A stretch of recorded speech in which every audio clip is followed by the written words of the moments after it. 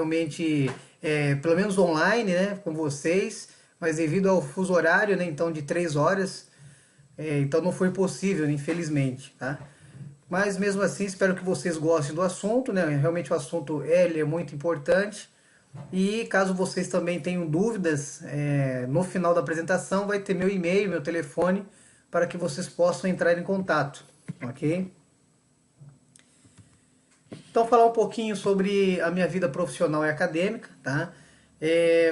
Tudo se resume nessa linha do tempo. Então, minha vida profissional, ela teve início no ano 2000. Então, com o Senai, né? Eu fiz Senai Eletricidade e Manutenção em 2002. Terminei em 2002, aliás. E também fiquei na Bardella, né? Até 2005, né? A Bardella é uma empresa localizada lá em Sorocaba e tem unidade também lá em Guarulhos. E lá, né, eu era eletricista de manutenção. Depois comecei a fazer o curso técnico no Liceu Pedro II, localizado lá em Sorocaba, em 2003, fiz a minha conclusão. E em 2005 até período 2008, trabalhei na CBA, Companhia Brasileira de Alumínio. Lá eu era meio oficial eletricista, né? Depois fiz um curso técnico, né, antes de entrar na CBA. E nesse período que eu estava, né, dentro dessa empresa, comecei a fazer engenharia elétrica e terminei, né, em 2010 na Facens. Né? A Facens é uma faculdade de Sorocaba, é uma faculdade só de engenharia. Né? Depois entrei na empresa Hidroalumínio Acro como técnico de manutenção. Né? Passado um tempo, foi na verdade nessa empresa que eu comecei a minha carreira de automação industrial. Até então, nas duas empresas anteriores não tinha noção, né? Não tinha contato com automação, e na Hydro foi meu primeiro contato com o controlador Rockwell Automation. Passado um tempo, fui para a empresa SIC, na verdade pela impressão das notas do papel real, da tinta do real, e lá trabalhei como técnico em eletrônica.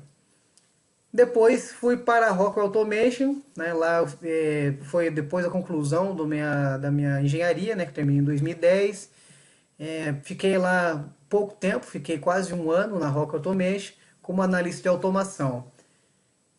Até fevereiro desse ano, né? Estava na Peugeot Citroën, né, como engenheiro de projetos e manutenção. E comecei também em 2012, na verdade, a ser professor universitário na Faculdade de Engenharia de Resende. Também saí no dia 1º de fevereiro, ok? Em virtude dessa empregada da King Automation, e sou engenheiro de automação sênior. Tá? Nessa empresa a gente presta serviços, né, para grandes empresas multinacionais como a Mercedes, BMW e outras empresas, na parte de comissionamento, programação de CLPs, enfim, toda essa parte de automação industrial. Também no ano passado, na verdade, a E-Automation Energy, que é uma empresa que eu tenho voltado à educação, fez uma parceria com a EDB, né? Então, no ano passado tiveram vários cursos, né, voltados à eletricidade, automação, energia solar, que foi a primeira da região de Resende. Então, foi uma parceria bacana, né? E agora esses cursos, né, serão agora todos de uma forma online. Continuando um pouco, falando um pouquinho da minha vida acadêmica, então até 2013 eu tinha concluído o meu MBA em gestão empresarial, e em 2016, ano passado, em maio, concluí o meu mestrado em engenharia de produção. Tá? Logo após, né, nesse mesmo mês, com a minha dissertação, eu lancei um e-book, um livro digital na Saraiva. Né? Depois eu vou passar também o link, todos poderão verificar, utilizar, né? E até você mandar um e-mail também para mim, eu posso estar disponibilizando isso gratuitamente. Muito bem, então vamos lá, sumário. Por que se preocupar com o assunto energia? Qual a relação entre o meio ambiente e a energia elétrica? Quais as soluções para o desenvolvimento sustentável e a ISO 50001 como modelo de gestão de energia? Então, por que se preocupar com o assunto energia?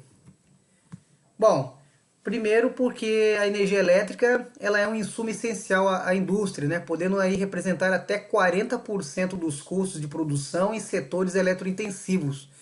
Seu fornecimento com segurança, qualidade adequada e custos módicos é imprescindível para a garantia da competitividade da indústria nacional, né? Então, essa alta da energia elétrica, né, esse valor aí absurdo que nós temos, né, estamos pagando, tem não só impacto direto no bolso do consumidor, né, que paga a sua conta de luz, mas também tem efeito indireto no preço de outros produtos, né? Ou seja, com esse aumento, a indústria ela vai repassar esse aumento do valor da energia para os seus clientes finais, né? Então, indiretamente, a gente acaba também absorvendo esse alto valor, né, que hoje nós pagamos pela energia elétrica. Ah, Nesse gráfico aqui mostra um pouco esse desenvolvimento, essa elevação do custo da energia elétrica, só para se ter uma noção, né, comparando aqui o ano 2013 com 2016, teve uma evolução do preço da energia de 48,2%, né? Sendo que o pior ano foi 2015, né? Foi um período muito seco. Lembro até que em janeiro de 2015, janeiro inteiro não choveu, né? Então, para geração hídrica foi o pior mês, o pior caso desde 2003, tá? Mesmo que tenha reduzido 10% em comparação 2015-2016, mas comparando 2013 a 2016, teve um aumento de 48,2%. Tá? Diante disso, então, a 2016 apresentou a queda no custo da energia, né? Em termos reais, a queda foi de 10%, ok? Então, fechando aí R$ 504 o megawatt-hora. Tá? Muito bem, então ressalta-se que o custo para energia, né, para os consumidores fluminenses, ela poderá ainda aumentar mais esse ano, e realmente está aumentando.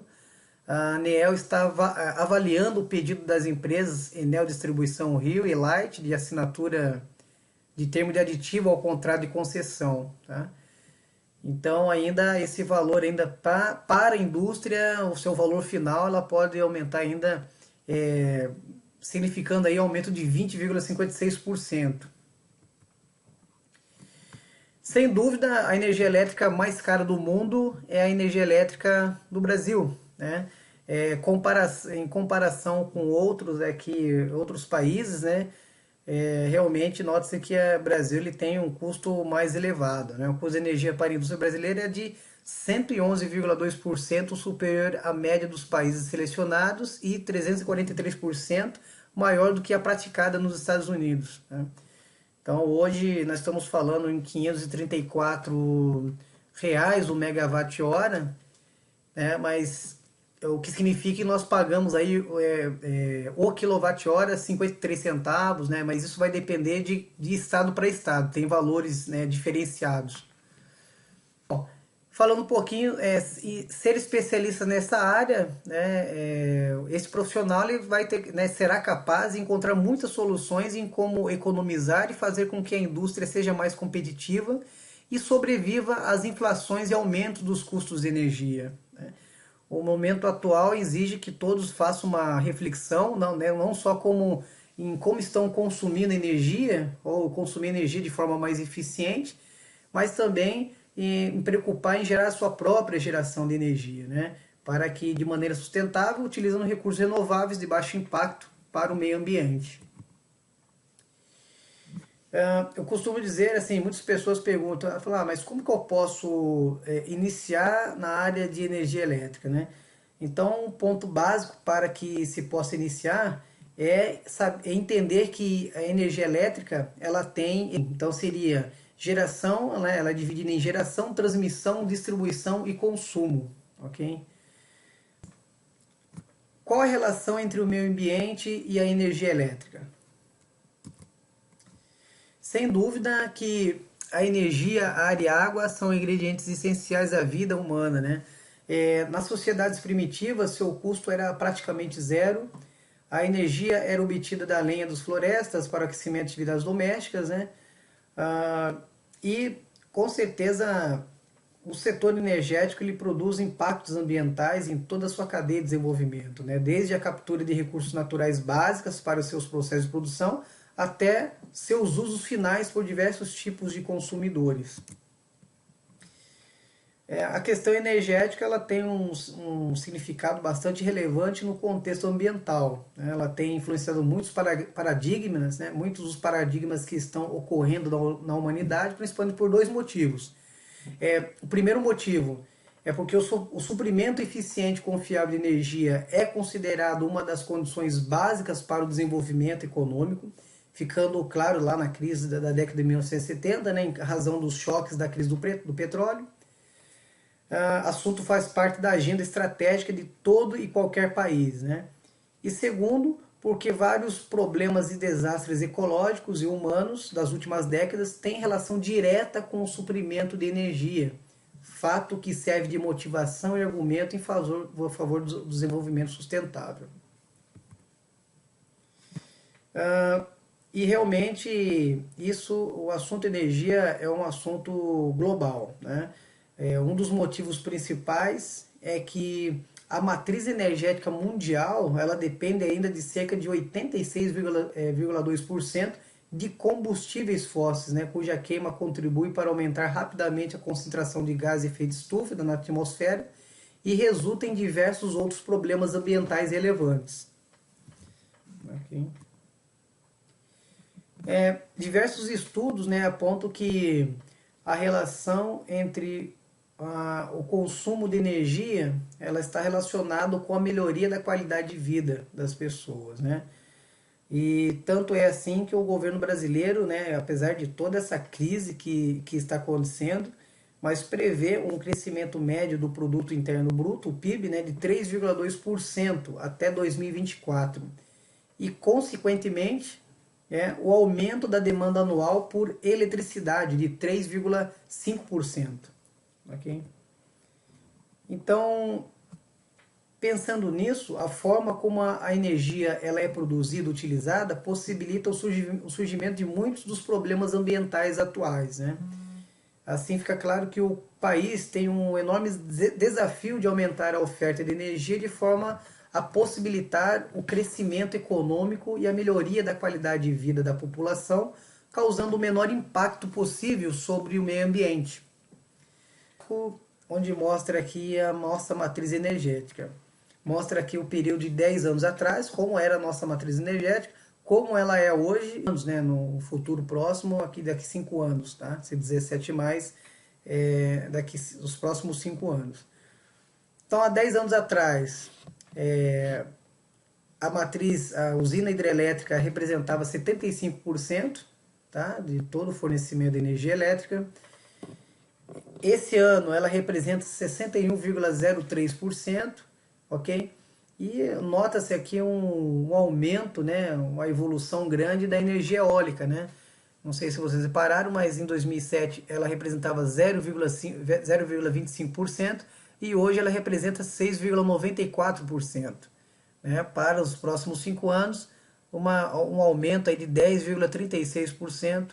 E a energia solar, né? Então hoje representa 0,02% para 1,7%, né? Mas a energia eólica ela está bem mais competitiva na sua produção.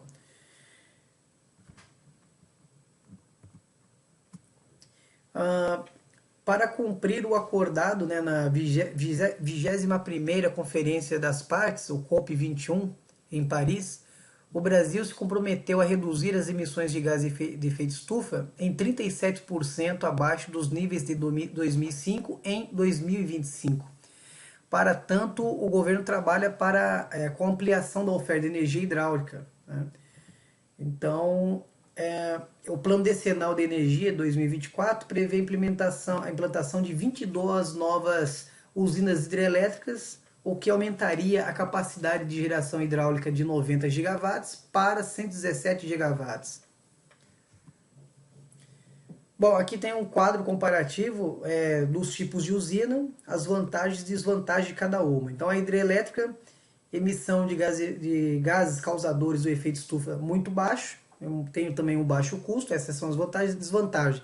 Impacto social e ambiental do represamento do rio, dependência limitada das condições climáticas. Termoelétrica carvão, baixo custo de construção em combustível, alta produtividade, independência das condições climáticas. Desvantagem, Emissão de gás de efeito estufa muito alta, é a que mais emite. Poluição local do ar com elementos que causam chuva ácida e afetam a respiração. Termoelétrica a gás natural, baixo custo de construção, independência das condições climáticas. Desvantagens: emissão de gás de efeito estufa alta, menor que a do carvão, mas porém ela é significativa. Custo do combustível muito oscilante, atrelado ao petróleo. Termoelétrica a biomassa, baixo custo de construção e combustível, emissão de gás de efeito estufa praticamente se anula, né? Independência das condições climáticas, mas a desvantagem, e eu vejo como realmente uma grande desvantagem da termoelétrica a biomassa, é que caso haja desmatamentos para o cultivo dessa termoelétrica, cria um novo problema ambiental, né? Por exemplo, tem muita termoelétrica biomassa que usa madeira para geração de gases e, consequentemente, de energia. Então, madeira, né, pode acontecer o desmatamento e vai criar aí um novo problema ambiental. Nuclear, emissão de gás de efeito estufa praticamente inexistente, alta produtividade independente das condições climáticas. Ela tem um alto custo, exige investimentos em segurança, produção de rejeitos radioativos, risco de acidente, a probabilidade é baixa, mas se acontecer ela é gravíssima. E a eólica, emissão de gás de efeito estufa praticamente inexistente, impacto ambiental mínimo, baixa produtividade, dependência das condições climáticas e poluição visual. De todos esses tipos de usinas, nós dividimos em energias renováveis e não renováveis, né? A energia não renovável são recursos naturais que, quando utilizados, não podem ser repostos, né, pela ação humana ou pela natureza. Tanto os combustíveis fósseis como os nucleares são considerados não renováveis. Okay? As reservas dessas fontes energéticas irão se esgotar, ao contrário das energias renováveis, né? E é considerada energia renovável, ela é provida de fontes capazes de se regenerar por meios naturais, portanto são consideradas inesgotáveis. Aqui mostra algumas dessas, né? Então, a parte do petróleo, energia não renovável, gás natural, o sol, né, como energia renovável, combustíveis nucleares não renovável e água como renovável. Então, muito bem. Então, se por um lado a energia hidráulica possui diversas vantagens, a construção de hidrelétricas ela causa impactos ambientais altamente significativos e muitas vezes irreversíveis, né? Então podemos citar algumas delas aqui, como a perda de biodiversidade, a extinção de espécies pelo alagamento de áreas com vegetação nativa e florestadas, a destruição de habitats, a perda de área agricultável, o remanejamento de grandes populações, a interferência em áreas indígenas ou em populações tradicionais, alteração no regime hídrico e morfologia dos corpos d'água, né? Então, realmente é fundamental que essa atividade de planejamento, construção e operação de usinas hidrelétricas ela seja realizada no âmbito de um amplo e robusto processo de avaliação de impactos ambientais, né, chamado AIA. Então, eu só resumindo um pouquinho, né, como que é feito essa parte de licenciamento ambiental brasileiro. Podemos falar que ela existe em 3 fases, né, essa licença ambiental. A primeira licença é a licença prévia, quando se discute a viabilidade ambiental do empreendimento a partir da apresentação do estudo de impacto ambiental. A segunda etapa é a licença de instalação, quando é autorizado o início das obras e o início das obras, né? E licença de operação, quando se autoriza o funcionamento da atividade. Então é por essas 3 etapas o licenciamento ambiental para a construção de uma usina hidrelétrica. Então falamos aqui do impacto ambiental. Um dos outros impactos também da geração de energia é a poluição do ar urbano, né?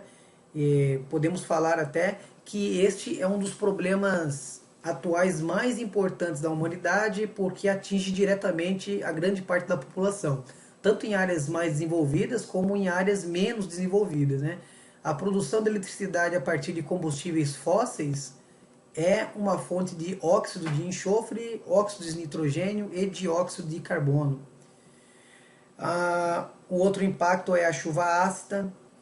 A chuva ácida resulta do efeito de poluição causado por reações ocorridas na atmosfera com o dióxido de enxofre e os óxidos de nitrogênio, que levam à concentração de ácido sulfúrico e ácido nítrico na chuva. O acúmulo desses ácidos nos solos provoca efeitos bastante negativos na vegetação e nos ecossistemas, né? Para se ter uma ideia, o uso do carvão natural na Europa é o motivo então para que haja essa chuva ácida na Europa. Então eles usam muito usina a carvão mineral e o resultado é essa chuva ácida. Muito bem. Quais são algumas das soluções para o desenvolvimento sustentável? Quais as soluções para o desenvolvimento sustentável, né? E será que nós podemos contribuir?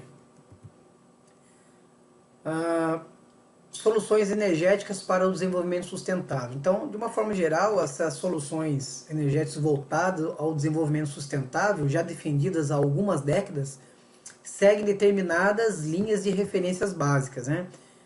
Então, por exemplo, almeja-se a diminuição do uso de combustíveis fósseis, como carvão, óleo e gás, e maior uso de tecnologias e combustíveis renováveis. O objetivo é alcançar uma matriz renovável em longo prazo.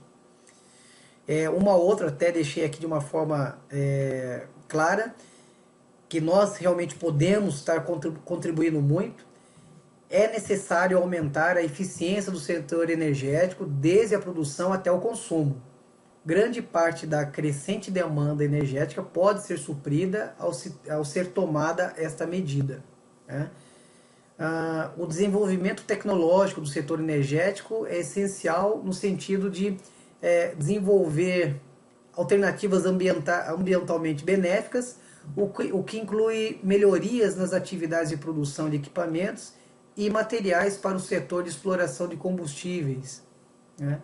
Incentiva-se também o uso de combustíveis menos poluentes, né? Num período transitório, por exemplo, o gás natural tem vantagem sobre o petróleo ou o carvão mineral por produzir menos emissões.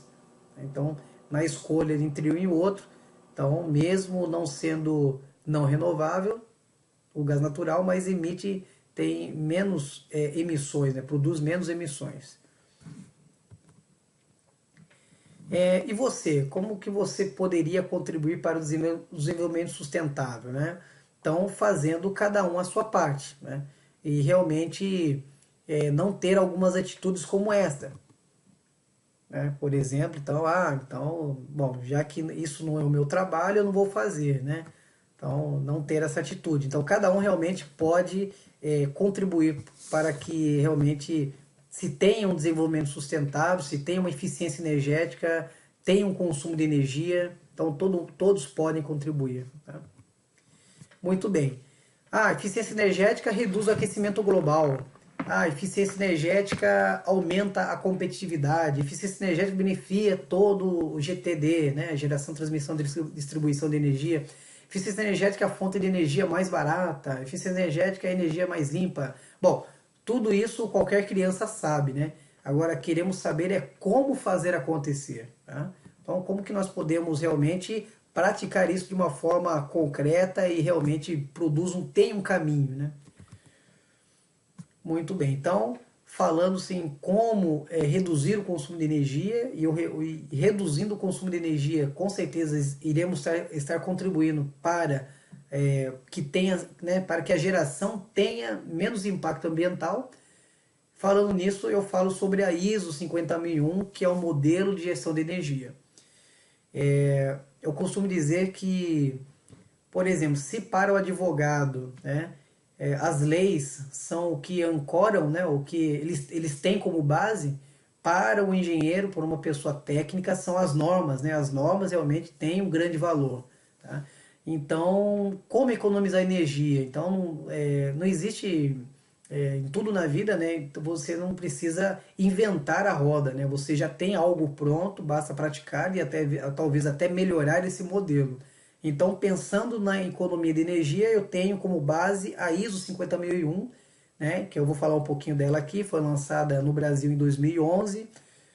E desde lá, muitas empresas têm adotado e os benefícios são muito grandes, né? Não só em reduzir os impactos ambientais, mas também em economizar energia e resultando num ganho financeiro muito grande.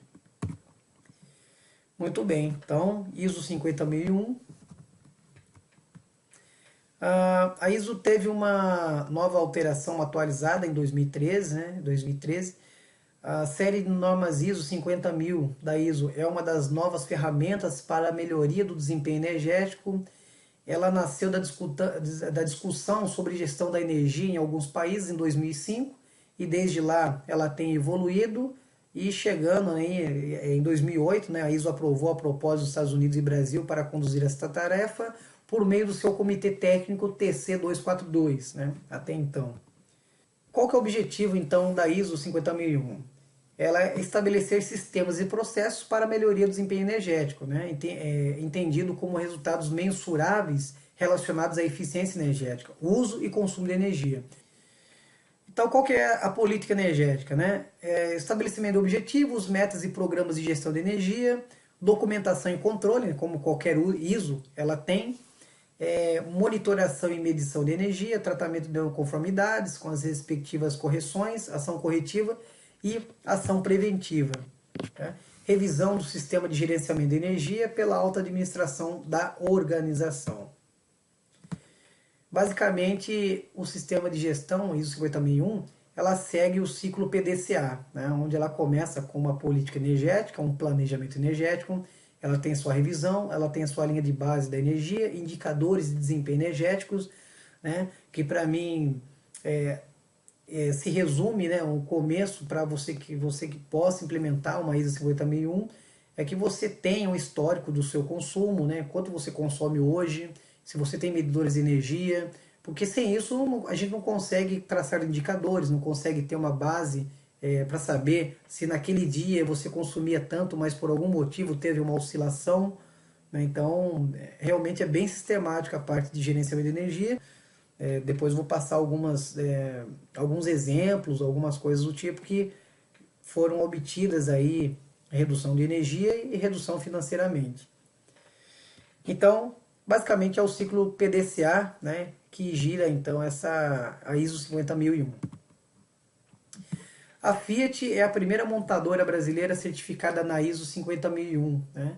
Segundo a montadora, lá desde 1994, para cada veículo produzido, a redução do consumo de energia chegou a 57%. Teve investimento de 30 milhões. E em função das melhorias realizadas, a energia que deixou de ser consumida na fábrica de Betim seria suficiente para abastecer durante um ano uma cidade de 80 mil habitantes.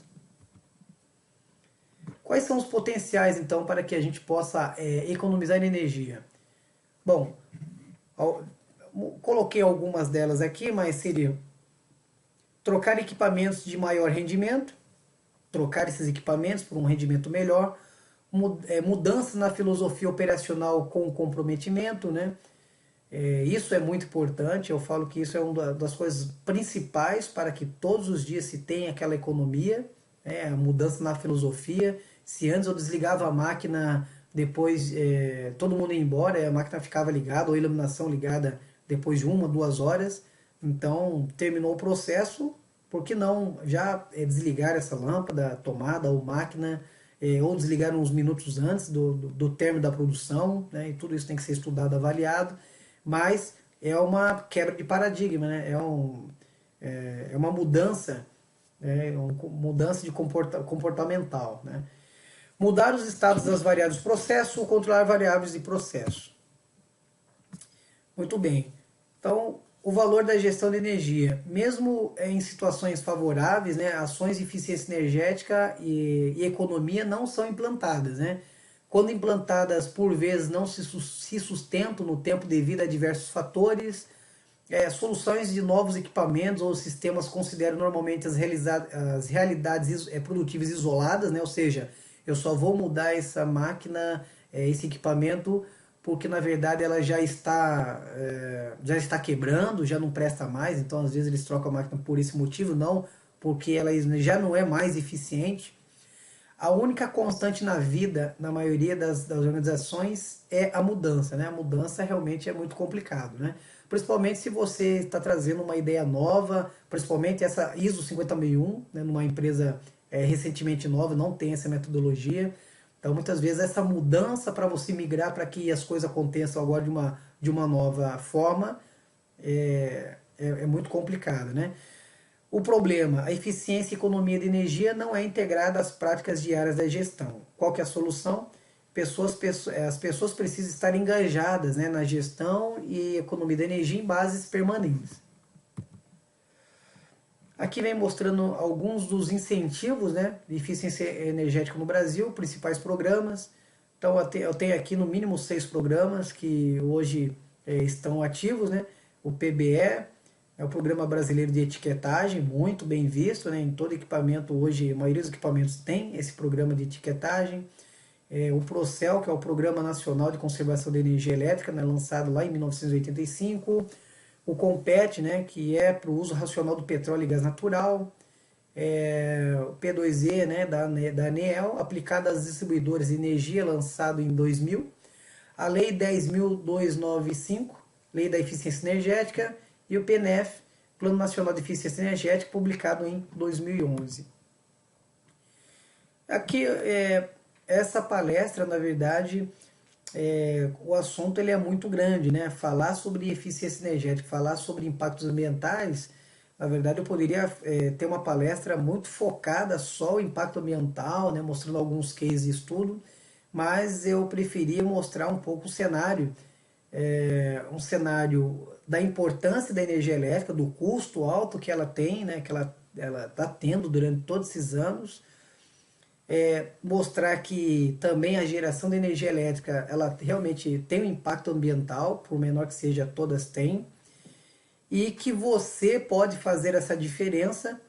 Então, agora eu migrei um pouquinho sobre o que você pode fazer. Então, é reduzir o consumo de energia aplicando a ISO 50001, e agora eu vou mostrar aqui um pouquinho dos potenciais aliados a como reduzir esse consumo e por que reduzir, né? Por exemplo, no ar comprimido nós temos um potencial muito grande. O ar ele é gratuito, mas o ar é muito caro, né? Cerca de 76%, né, do que, na verdade, de tudo que é consumido, né, do ar comprimido, 76% é de energia elétrica. Então, o ar comprimido também, para a produção de ar comprimido, você tem aí 84% só de perda de calor de compressão, né? É muito alto, tanto é que tem muitos projetos em compressores onde você usa essa alta temperatura para esquentar água. No mínimo duas, e que eu fui até visitá-los, onde tem lá um sistema de compressores com o sistema de aquecimento de água. Então, utilizando essa parte, o calor de compressão, para fazer um outro processo. Eu tenho 5% de vazamento de ar, perda por queda de pressão, 2%, perda nas aplicações de uso final. E mostra um pouquinho aqui, não em valores, né, mas só para mostrar que os motores de alto rendimento, né, o AR Plus da WEG, tem realmente por mais que pareça mínimo, né, esse rendimento um pouco maior, mas no final, dependendo da quantidade de horas que você está utilizando esse motor, no final do mês você tem uma economia realmente grande, né, em comparação a outros motores. Tá? Aqui vem mostrando alguns dos resultados, né, numa fábrica de Vicunha Têxtil, a unidade 1 e a outra em TBM, Têxtil Bezerra de Menezes.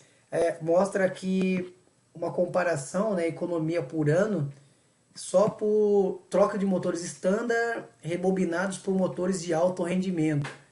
Então teve uma economia por ano de 203 MWh, o que resultou em R$30 mil de economia ano. Tá? O investimento aí foi de R$60 mil, então o meu payback aí se deu em 2 anos. Né? Então, e eu falo para vocês que, por experiência própria, o payback de 2 anos é um ótimo payback. Tá?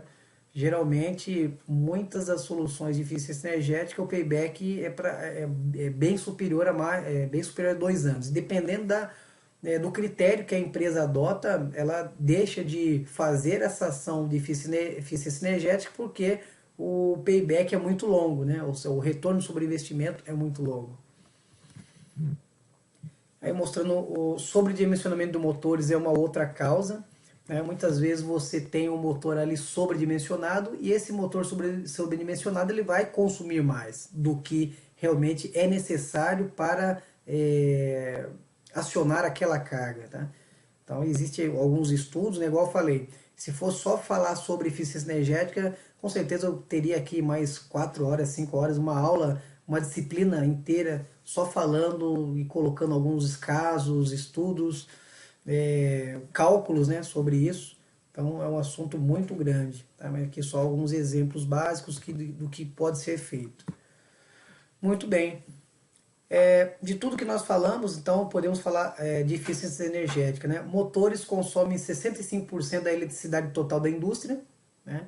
Então, dos pontos chaves da norma ISO 50001 é você detectar quem é o vilão, né, do consumidor de energia da fábrica. Então, por publicações, por experiências, então sabemos que motores consomem 65% da eletricidade total da indústria. Na média, 60% dos sistemas de ventilação são sobredimensionados. A maioria dos chillers, né, que faz o resfriamento de água, são sobredimensionados entre 50% a 200%. 30% da energia utilizada em prédios são desnecessários ou ineficientes. A eficiência média de sistemas de ar comprimido é de apenas 15%. A maioria das melhorias de eficiência energética das plantas industriais está em como a energia é gerenciada, né, nos Estados Unidos. Pessoal, espero que vocês tenham gostado. Dúvidas, por favor, entre em contato.